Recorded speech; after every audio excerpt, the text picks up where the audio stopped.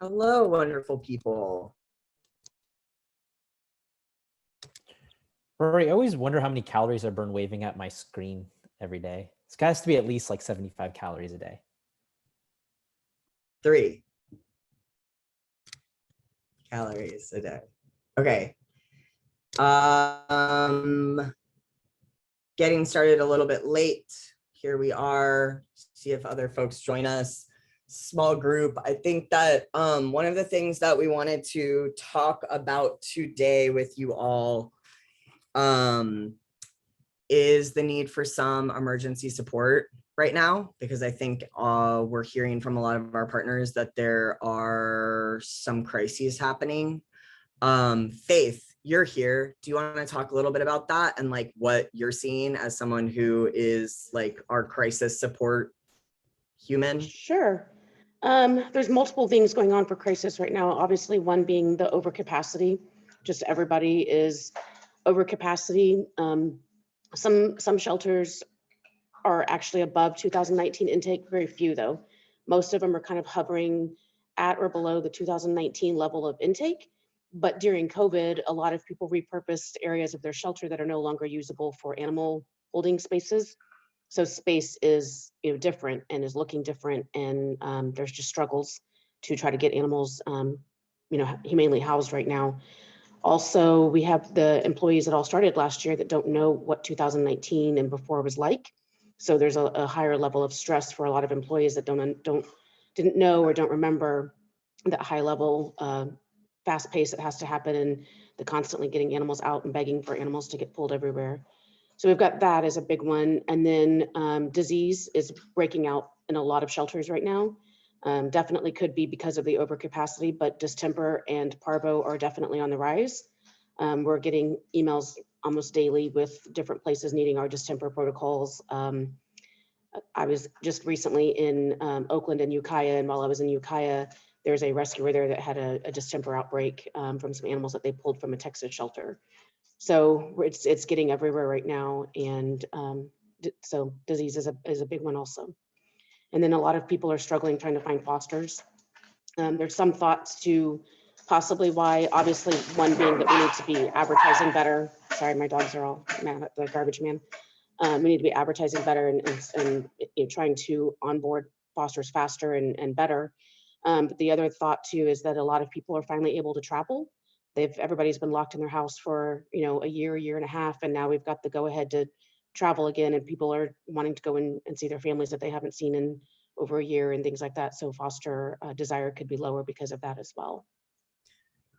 Thanks, Faith. So need for fosters and adopters, need to figure out how to slow down intake, and we're getting so many of these like disease pleas, which we were used to getting these at this number pre-COVID also. So you know what I mean? Like, so it's been definitely interesting. And for those of you working in shelters, does all of that ring true? Did we miss anything? So we're trying to figure out how to support you all. So wanting to understand, like, out of these three things, and we have Kelly Dewar here, who we're going to talk about like some foster stuff that we put together today, because I think that's like a huge need right now. But does it seem like slowing down intake, is that seem like a high need for folks? If it does, like, nod or put it in the chat. Slowing down intake.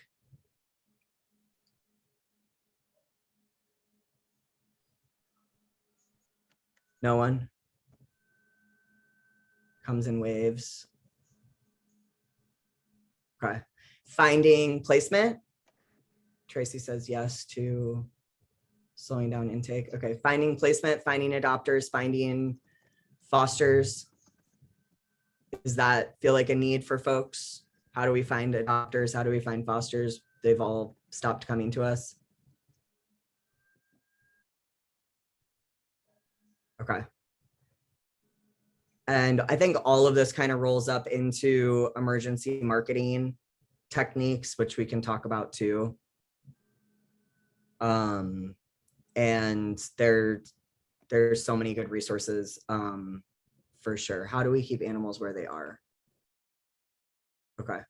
Do y'all want to stay in a group, or should we split up based on needing to slow down intake and foster and have more specific conversations about disease management and foster and intake?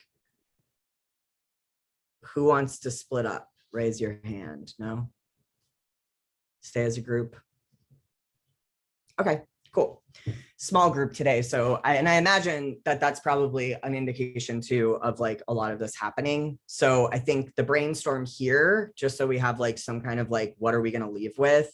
If we can gather some of the information that you all are needing and kind of try to work through some of the issues that you are having, but just hear from as many of you as we can today about what's going on, we then can go back to our drawing board and kind of prioritize what things to get out to you all as quickly as possible. But let's start with, yeah, it is electricity. It's like the same thing that happened for the cold freeze is going to happen with AC, to Hillary's point, here in Texas, because we just don't have the infrastructure to hold the, it's what happened in California, like the same time that you all were dealing with the growth of the tech industry is happening to us now too, for the same reason. So here we are, rolling blackouts. Kelly, do you want to, oh, and then we also want to talk about mutual aid, which is connected to the keeping the animals where they are. And we have Hillary here, and we have some really good resources about how to start that. So Kelly, do you want to just like prime us on the foster stuff that you've been working on, and maybe even walk us through that checklist? Sure. And we can see if that feels helpful to folks. And like, I don't know if you need, what, 10 minutes, 15 minutes? Yeah, 10 minutes, probably good. So when this started, I went through and started looking at the host shelters and their communications about foster and about emergencies. One thing that I found there were almost everyone is having the same issues with messaging. The great thing is it's super easy to fix. So we made up a document that is about messaging emergency foster, and it is still in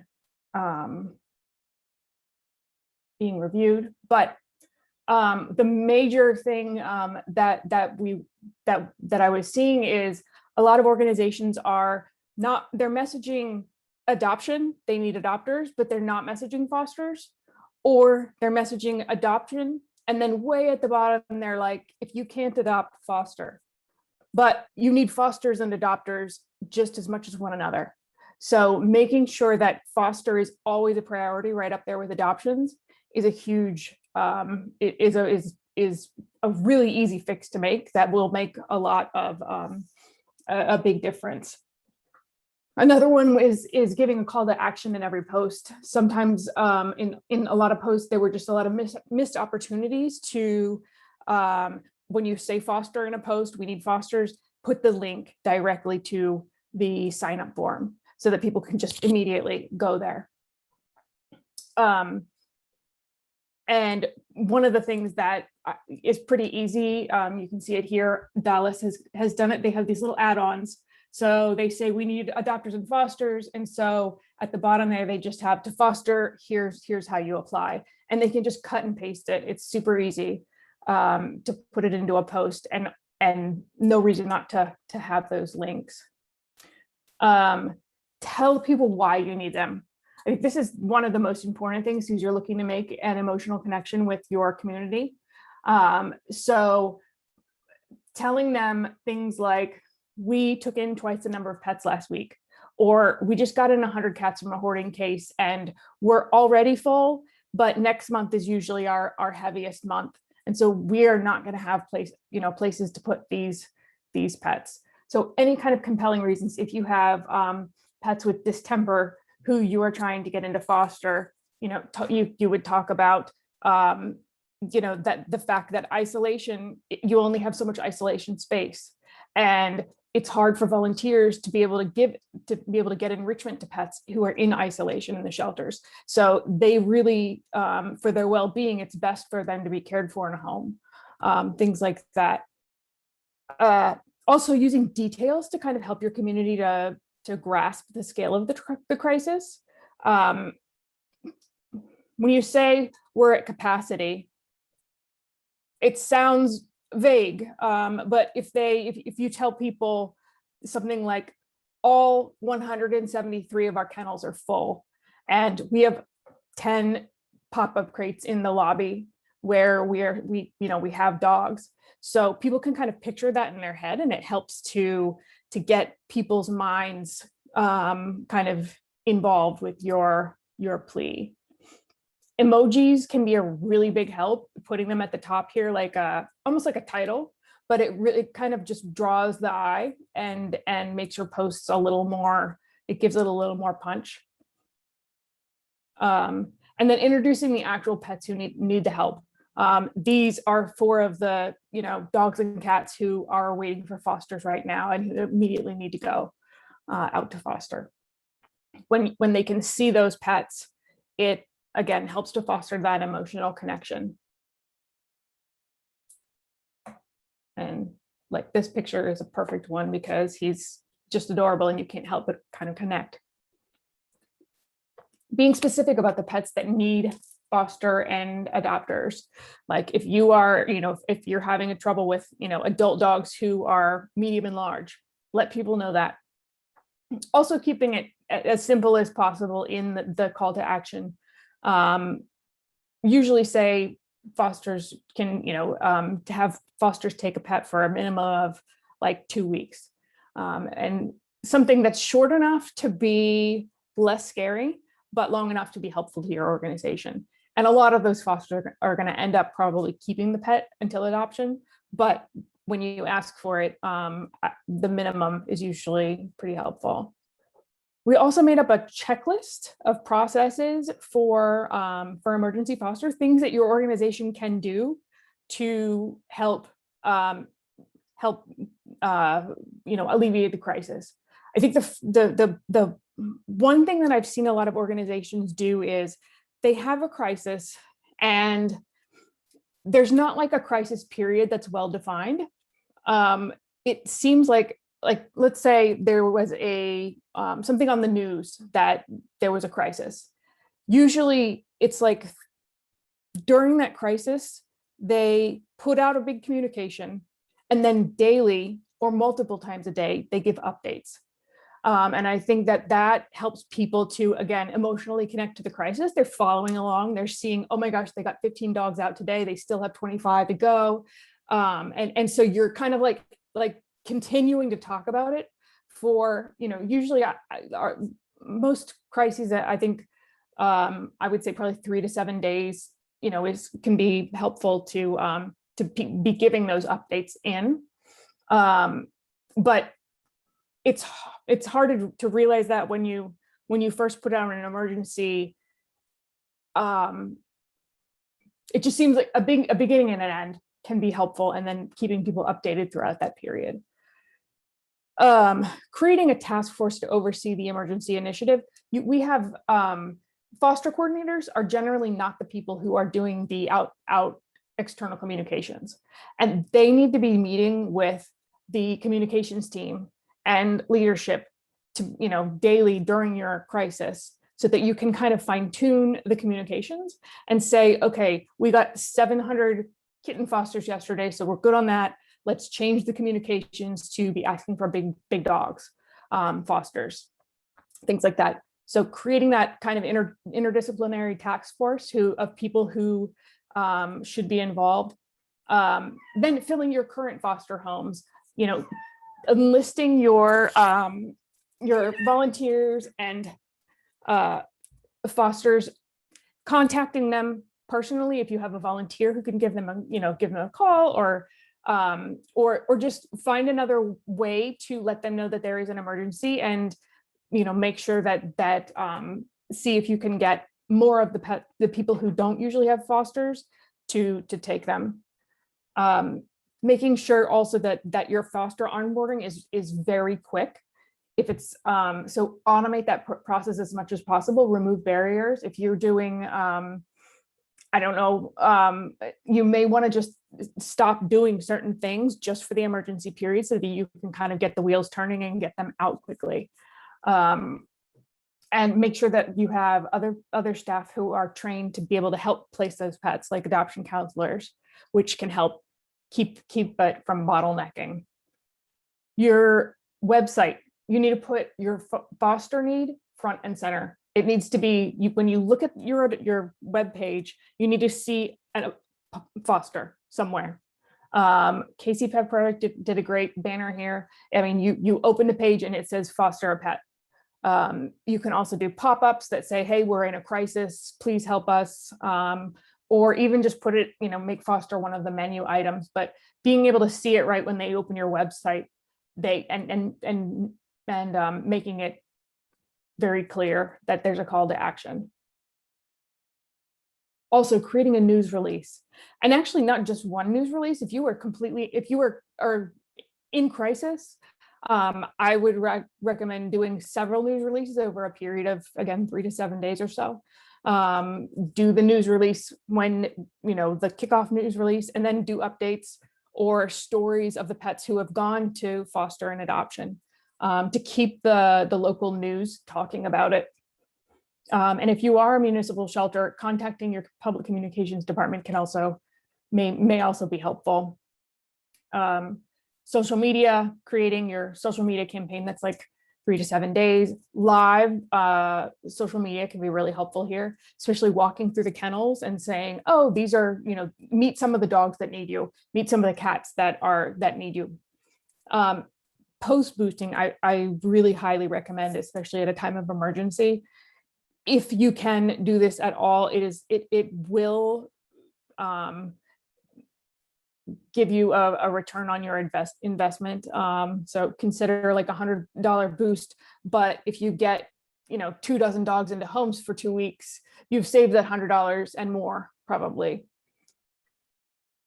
Kelly, can I ask a quick question about that, about the boosts? Do you have, because I know like there's opportunities like on Facebook where it's just like, put $100 for this post, but do you have any tips on how people should exactly boost? Because I've seen like you can choose like outside audiences or be a little bit more like analytical about it.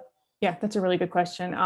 Usually I usually say choose an outside audience, and I usually choose people who like pets or people who like dogs and cats, because they're the more likely to be emotionally connected to pets and share it. Because if you choose an outside audience, people who've never seen your organization, it's going to help get the people who are already following you to look at it too. But really what you want is to open it up to a new audience who doesn't know that you need fosters.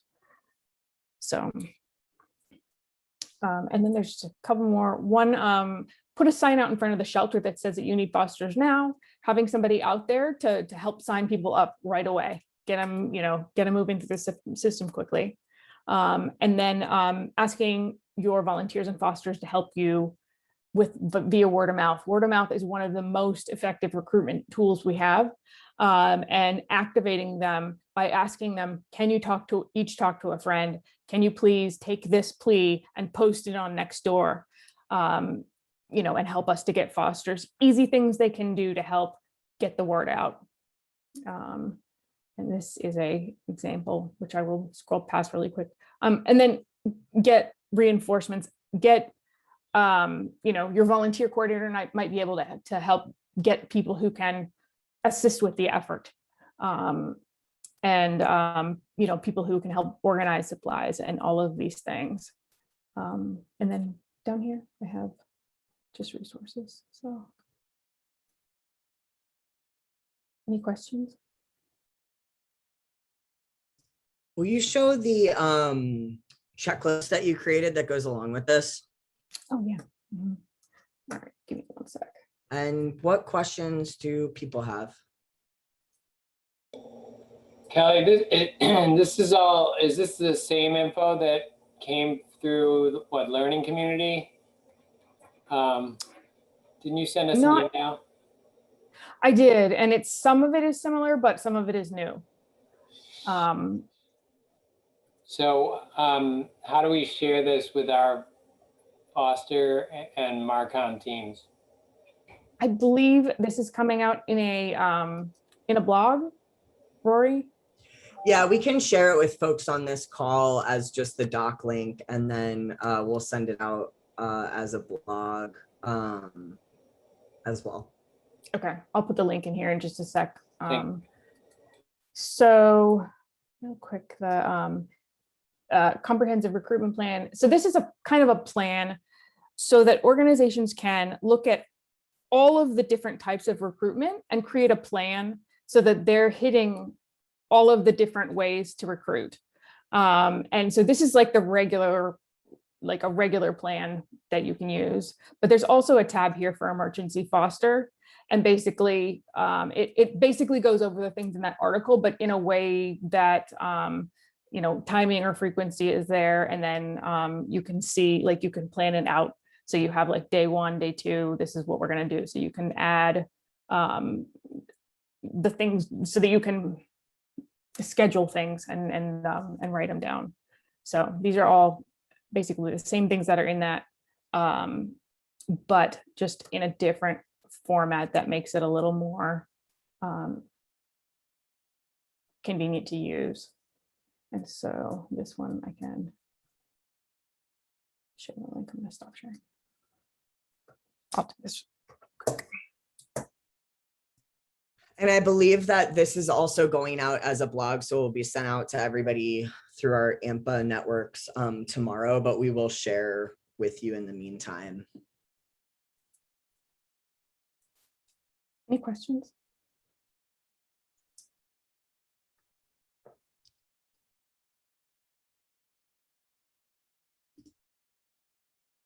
Thoughts? Questions? So a lot of the information that you just shared could also be used for adoption, right? Not just fostering. Yeah, absolutely. I think it makes sense to do an adoption and foster drive if you're in a space crisis. So I would run them both at the same time and give equal weight to the fostering and to the adoption as well.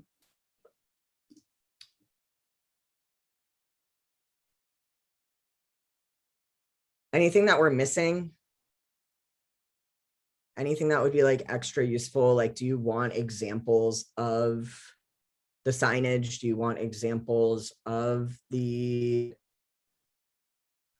news releases?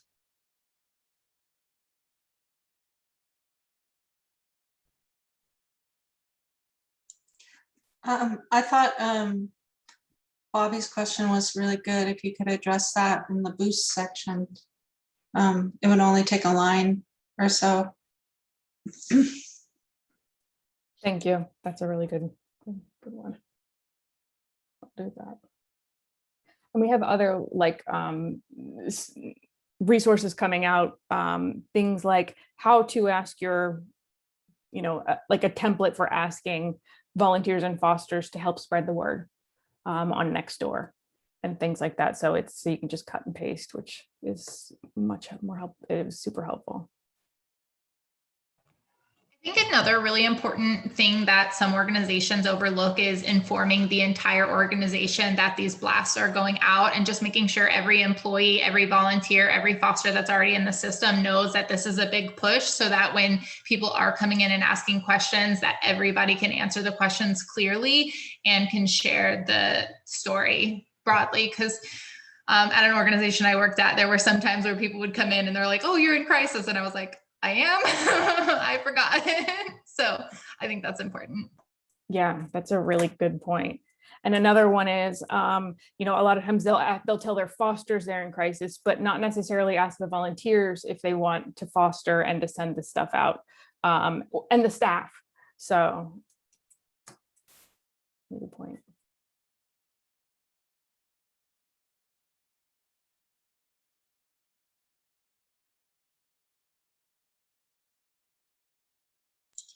forget how Gina Net puts it, but she talks about people being able to speak.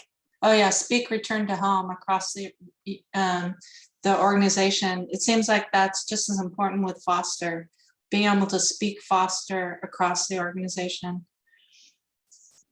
Yes, absolutely. And especially when you're doing an emergency initiative, you know, having other people outside just the foster team being able to do things like place pets in foster and talk to potential fosters, that can go a long way, because the bottlenecks can be intense if you do have a really successful initiative. Is the recommendation that everybody that is an adoption counselor or processes adoption would also be able to process foster and vice versa? Is that your recommendation, Kelly? So Yes. so those folks would be able to do either. So like, I think, right, like foster coordinators would also be able to adopt out animals, so they don't have to like go somewhere else for that too. Yeah. Yeah, that makes the most sense. And also, you know, other people like such as like behavior team, they may be able to place pets with behavior issues that they're working with into foster. And they may be, in some cases, they are maybe the best person to do that, you know, foster counseling and stuff. So Kelly, when folks are doing, and I'd be interested to hear from the group as well about the idea of large adoption events, because that was sort of trend before pre-COVID, right? It's like we could forecast when we were going to get full. We would sort of save those asks for 3 or 4 times a year to really try to empty the place out. But when you're going back to trying to empty your shelters, how are you doing it now with sort of appointment base? Are you going to allow people just to come in and wait? How are people moving? Like, Chris, do you have anything planned for major adoption events? We actually don't, because we've been moving relatively steadily with our adoption process, and we're not trying to bring large groups of people to the shelters. So, and we're not doing offsite adoption events at a large scale either. So the adoptions are moving along with the online Adopets adoption process for animals in the shelter. And if they're in foster homes, the meet and greets are being facilitated either in our parking lot, in the park outside, or at some other offsite location. And then they go through the same online application process. So there hasn't really been a need for us to do a large scale adoption event, thankfully.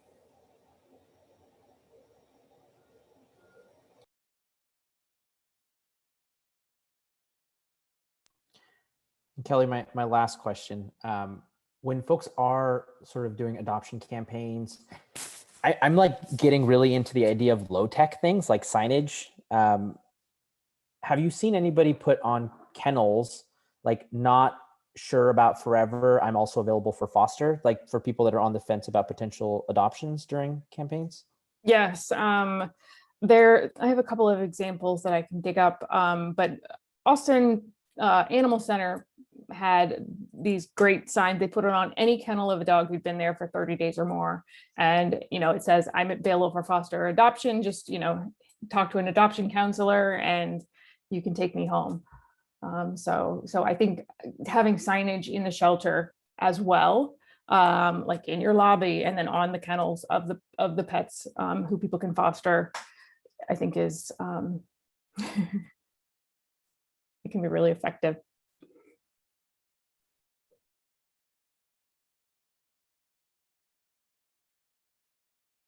And the messaging, from what I've seen the past few years, it's really interesting. The messaging, if it is done in a certain, like in a certain way, it can be super effective.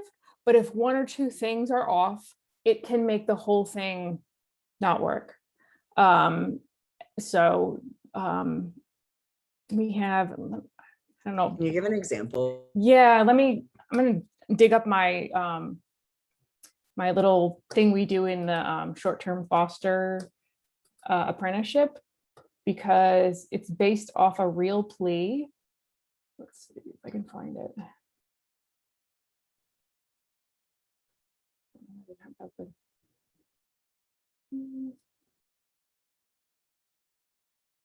Maybe give me a sec.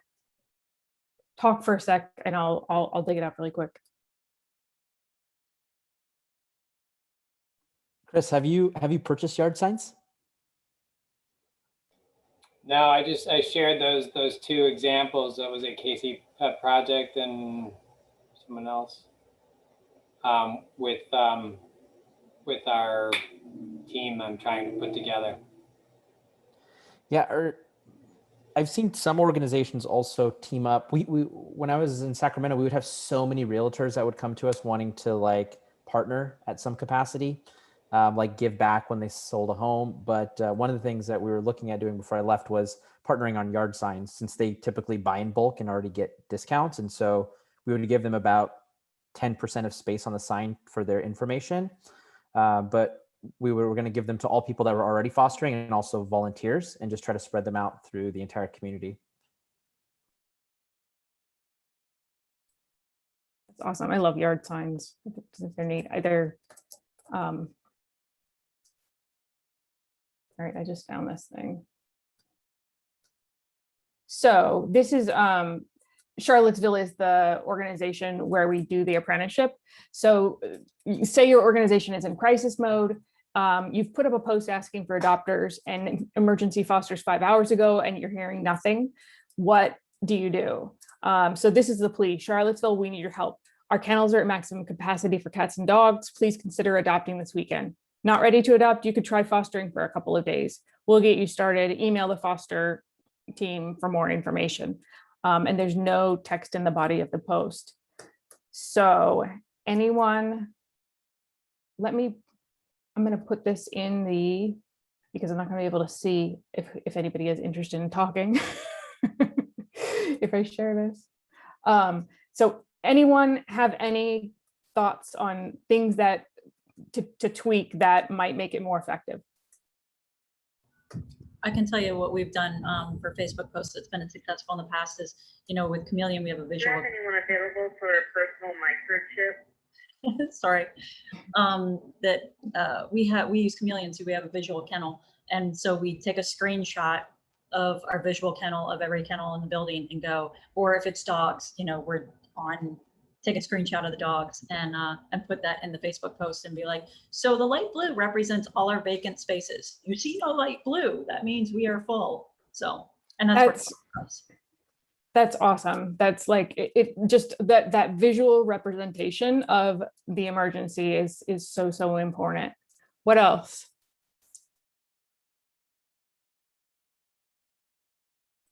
Are they asking for fosters at the same, like quite the same as adopters?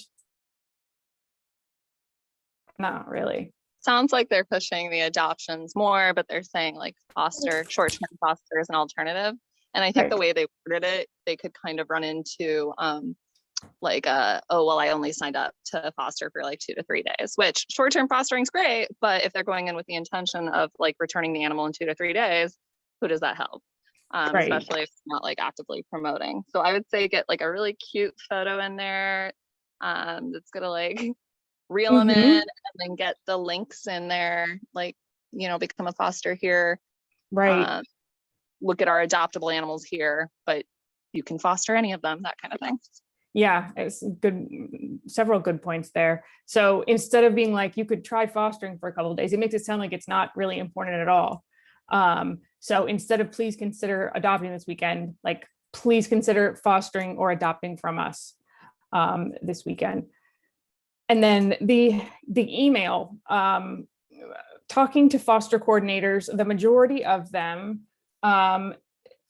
have expressed that if people who are interested in fostering email them, it sets off a string of emails. And it's like a whole bunch of work, and it takes probably a couple days to get to the person actually applying. A much more effective and quick way to avoid that is to just give the link to sign up. and not the email, because that it just is like it has a whole little thing of its own. And then pictures of the actual pets, or pictures of the problem, like Erica was talking about. Is it still most effective to post like one animal that needs foster and generate fosters that way, or do you suggest showing multiple photos? It depends. If it's an animal who, if they just have one animal who's in an emergency, just then I think posting that animal is good. But if they have multiple animals that they need to get out, I would suggest posting more than that, just because there will be people who write in and they want that pet and nobody else. So I would say, if it's an emergency overall plea, I would say multiple pets if you can. And like individual, not multiple posts, like multiple pets within one post, right? Yeah, I would say probably one or two, like not one or two, but like several posts over a period of that 3 to 7 days that are like the major cornerstone posts, like the like big please, but in between, do a Facebook Live and show the pets in the kennels, and show 15 pictures of pets who are going home through adoption and or foster. So multiple posts, but I think that the plea posts, usually you have like a smaller number and you hit them really, really hard and you boost those. Does that make sense? Yeah, for sure. And how many news releases? And like, I'm curious, have you ever seen this not work? No. At least one news release. Depending on the crisis, you may want to do 3 or 4 over the course of like a week. And I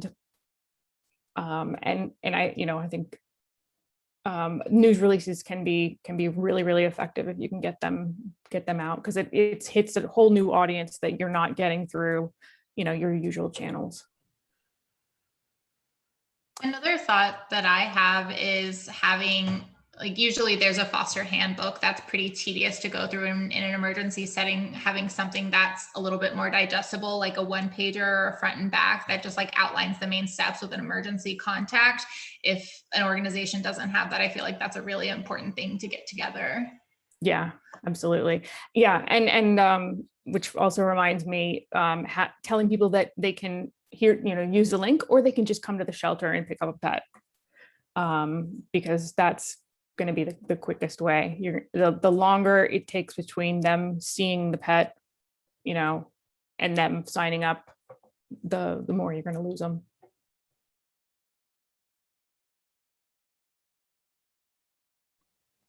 Is anybody using, I know we were talking about Facebook ads and marketing, but is anybody using Facebook Marketplace yet to advertise adoptable animals? So I read in there that they do actually allow businesses that have a storefront to advertise animals for sale or adoption, but I haven't seen any shelters really utilizing that. I mean, there's over 1 billion users on there. I think I saw some data that there's like $26 billion worth of transaction sales on Facebook Marketplace. I had tried it a couple years ago, but the posts were removed. So there might have just been an issue with the writing of it, or maybe they changed something since then.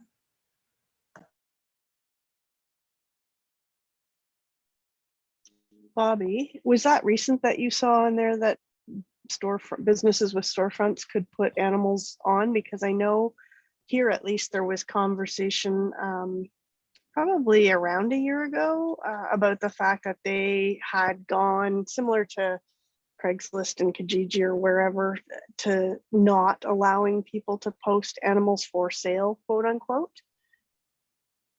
I think it was like during COVID sometime. I'll see if I can dig up the article that I found.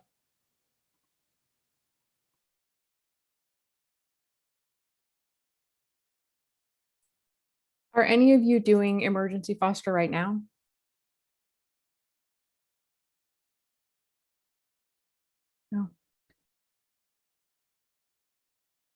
And has anyone done one in the past?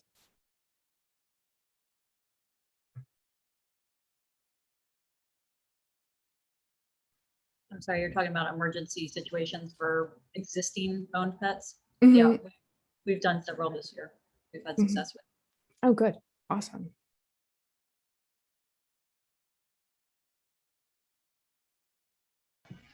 I'm curious on Kelly, your opinion. When I was at Austin Animal Center, we would do dates, specific times for people to come and pick up. We'd have a set list of animals that we knew, like if they could potentially go home with other dogs, if we knew anything about cats, you know, like the main basics. And we went through that list, and occasionally we would make exceptions for other animals. But what are your thoughts on doing that type of event? I think it's a great idea. If you can just tell people we're going to be here at, you know, such and such time, come on down and get your pet, and have a, you know, having the information on the pets in advance so that you can make those matches a lot more quickly. I think that's a great plan.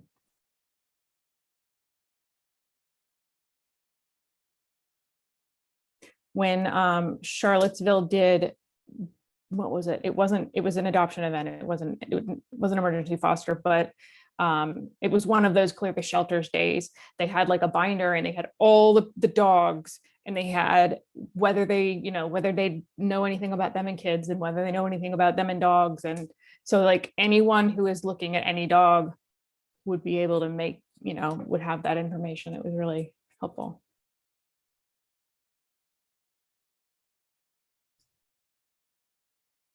Should we quickly talk about mutual aid pages? Is that something that y'all need help with? Like how to start something where people are helping each other? I think Or do you want to keep? I think that's a good topic for us. And I'll just weigh in on it a little bit. I reached out to, there's a local organization, Mutual Aid Network of Rochester, that I reached out to, and it sounds like they've already started a lot of the process. So I would suggest that for folks, that if they're going to look at trying to get something going in terms of mutual aid, is to see if there's already a group, an organization doing it, and partner with them, just to kind of guidance on it. I think earlier today I received an email back from the guy who's overseeing Rochester Mutual Aid Network, and so he and I are going to set up a follow-up meeting. So maybe I'll have more to report on that. But we've been partnering with them on pet food for community members for a few months now, and I'm trying to expand beyond that.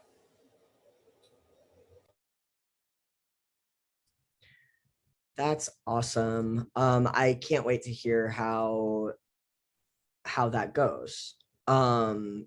So mutual aid is essentially like when people get together to meet each other's basic needs. So we're thinking animal mutual aid is when people help each other with pet related challenges. And so they work together outside of the shelter. Animals don't have to come in.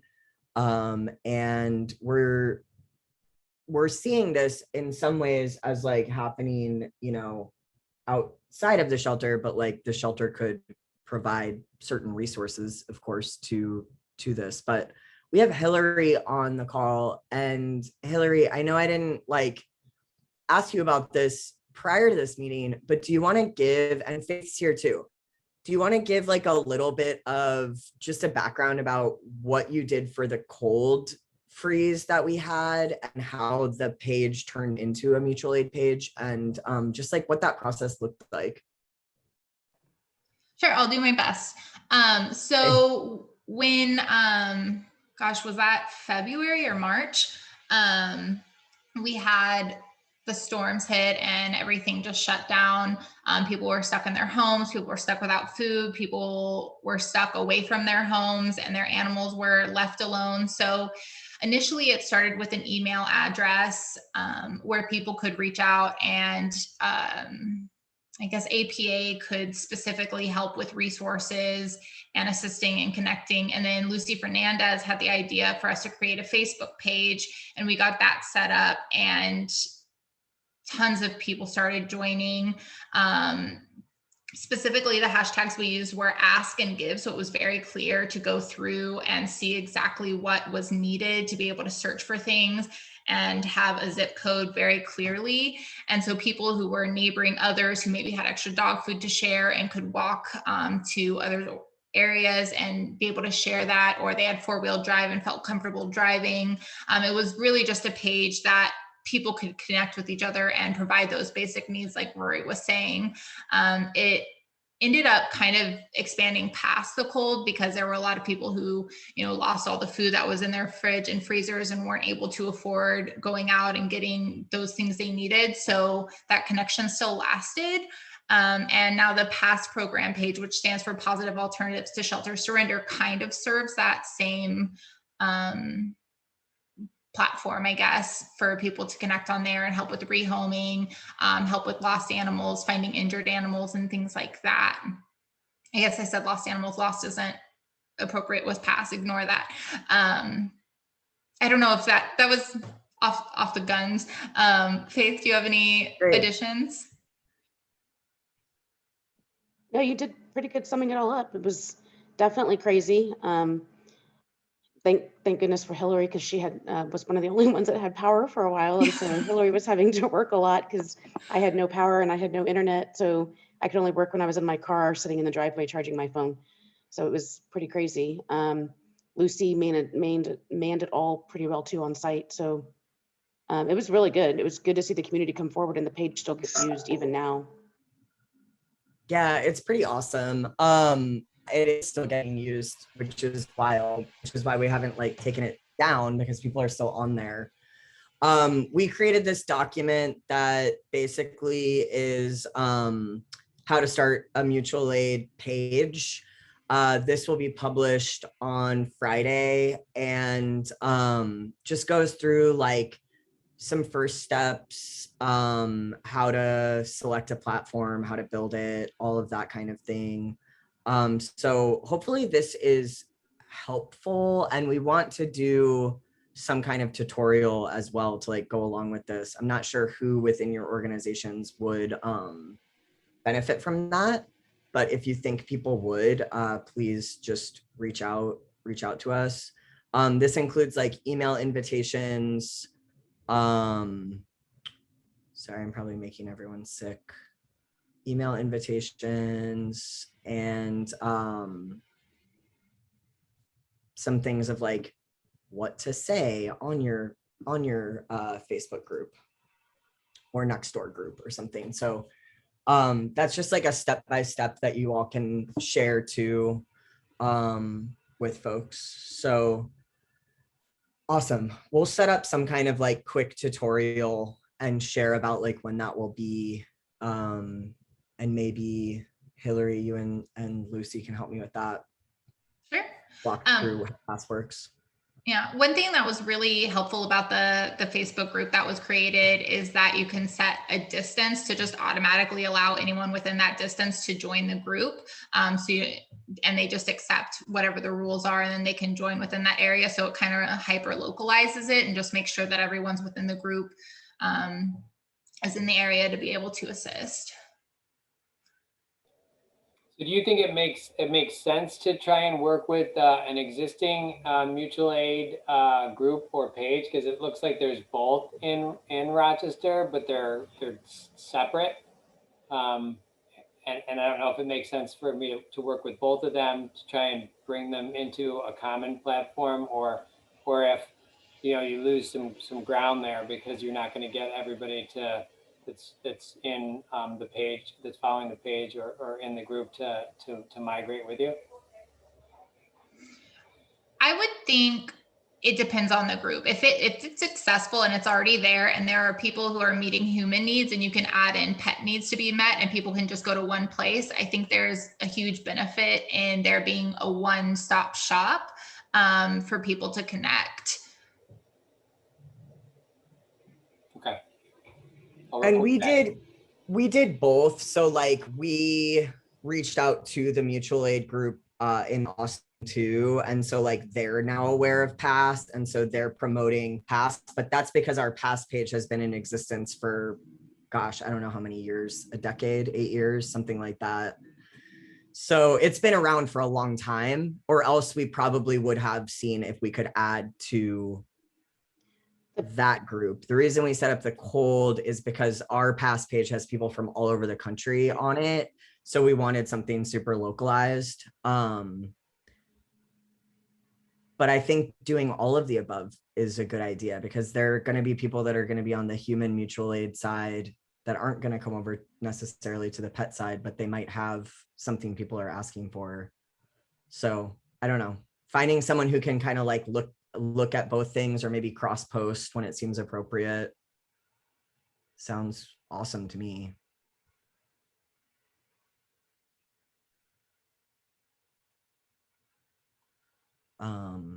Cool. Well, it sounds like we have a lot more to talk about as far as like creating those mutual aid pages. We'll look forward to your update, Chris. I'm curious to see like what comes out of those meetings. And if you haven't checked out our pass page, please do. And I know it like asks you if you're, I think it asks you some questions about being in Austin, but just say you're part of Haas in that, and people will know what that means and accept you into that group so that you can follow along. But there's some really, really great ideas there and just great information. And it's like the most inspiring part of Facebook for me, is just seeing how many people solve for each other's crises and short-term and long-term kind of challenges and things. So it's pretty awesome. Anything to add about that, Hillary? I know you're like in there a lot now. And if not, I think the only last thing I would add is that it is really helpful if you're going to start your own page to have a schedule of moderators and a rule about being positive and supportive, and just like not questioning a person's decision, especially when it comes to like rehoming or somebody struggling, or if they've been asking multiple times for things. You never know where someone's coming from, and to making sure that you're able to get those posts down if people are being really problematic. That is such a great point. And you can still take our rules, because we've had to modify them fairly recently too, to be a little bit more clear about what we mean by no judgment. So I think those got modified recently, or they're in the process. But that's a super good point. We want, obviously want people to not feel like crap for having to do something that's super challenging or be in a crisis that's making them have to rehome a pet. And that's a good volunteer opportunity as well. We had a lovely volunteer who assisted us, and we could not have kept up without her. So definitely utilizing all the people who support your organization. I love that. Okay, well, thanks so much, everyone. And we might be talking about emergency stuff next week as well, because I think we're feeling it at AMPA and want to know how to support you all. And so we'll be in touch, but reach out if you all need anything specific, or if you think of resources that you don't have. Always feel free to email inquiries@americanpetsalive.org. A lot of us check that page and connect people to resources there. So feel free to always email that if you need resources right away that you can't find. All right, everyone. Talk soon. Thank you. Bye-bye. Thank you.